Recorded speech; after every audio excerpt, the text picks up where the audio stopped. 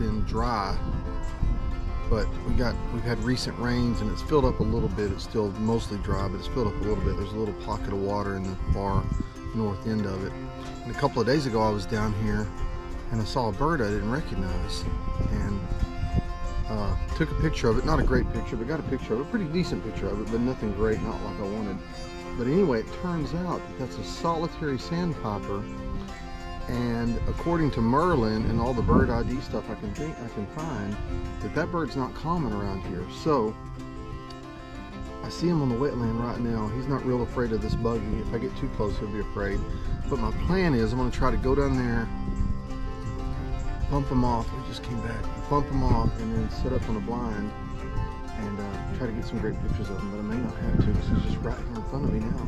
So I'm going to see if I can get some shots of him.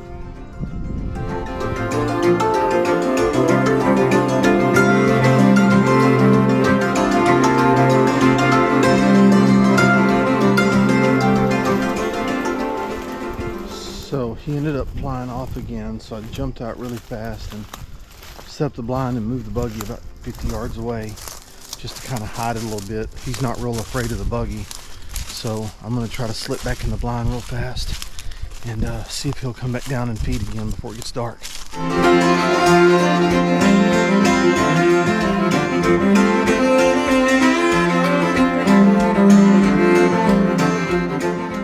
thing I love about these pop-up blinds is they pop up in seconds. It doesn't take very long at all to get them set up. I mean, I was probably, from the time I parked the vehicle, or from the time I stopped the vehicle over there and the bird flew off, to setting the blind up, it was maybe 15 seconds. It didn't take long at all.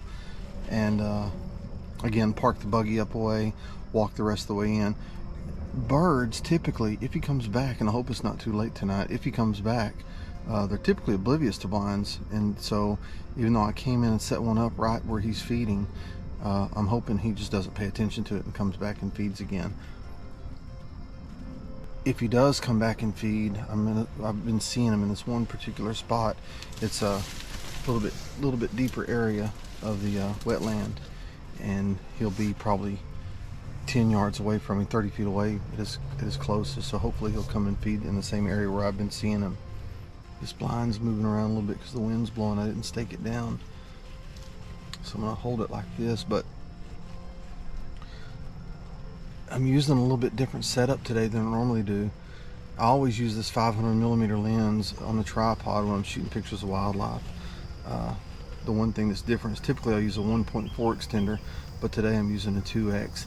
I usually don't like to use the 2x extender because it distances, it's soft and it's noticeably soft in the pictures, but at this close range it usually works pretty good. So it has a sweet spot. If I can photograph birds from 10 feet away to 30 or 40 feet away, it typically works pretty good. So with this setup, I've got a 500mm lens with a 2x extender, which makes it 1000 millimeters.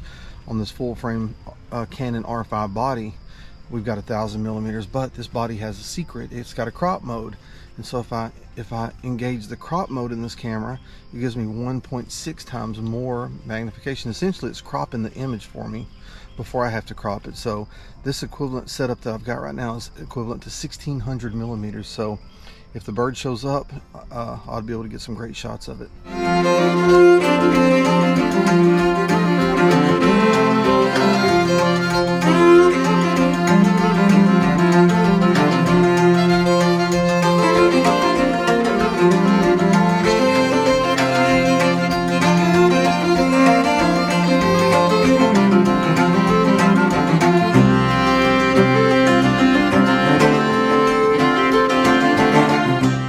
As it always happens, I was sitting in the blind, and then out of nowhere that sandpiper landed just right in front of me. And he's a beautiful bird. Got some pictures of him, got some video of him. I don't know that they're necessarily so rare. I've looked at the bird records before, and they seem to be mainly in South Texas. According to my Merlin app, they're unusual to be found here, but they're not an endangered bird or anything like that. And I don't know if they're so rare or just people aren't looking for them. They may be more common than I think around here. But I knew when I saw it the other day that I'd never seen one before. And I've got a pretty good memory of the birds that I see, but I've never seen one like this before, and I knew he was unusual. The fact that he was just alone, you know, I didn't know he was called a solitary sandpiper, but the fact he was alone, I knew it was a little bit different, because the sandpipers I've seen before, usually in small groups, and are feeding in a wetland. But even though we've had a dry year this year, this really worked out well for me. We got a little bit of rain the other night that put a little more water in it, but the water's localized, so instead of me trying to guess what part of the wetland he's going to be in, I just knew he'd be in this.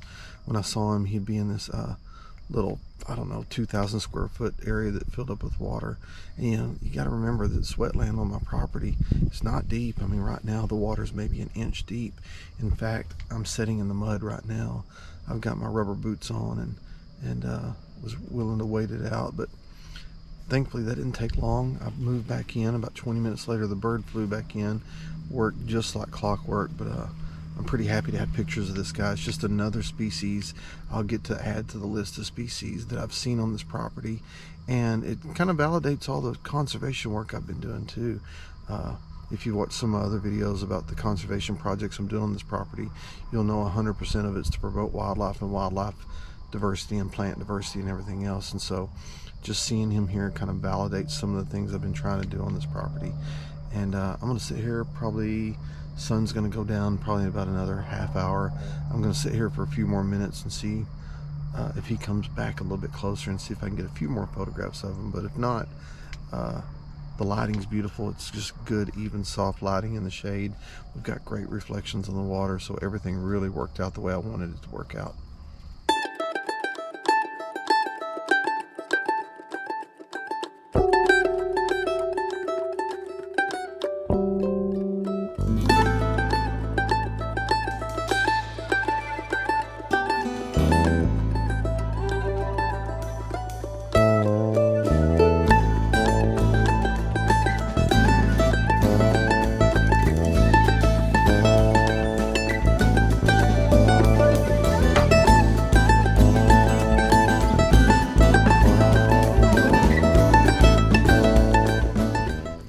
Mission accomplished. That probably couldn't have worked out any better. I slipped in there once the bird flew off, got the blind set up, got inside the blind, just had a short wait, and when he came back exactly where I thought he would, where I'd been watching him and where he'd been feeding mostly. So got a lot of nice shots.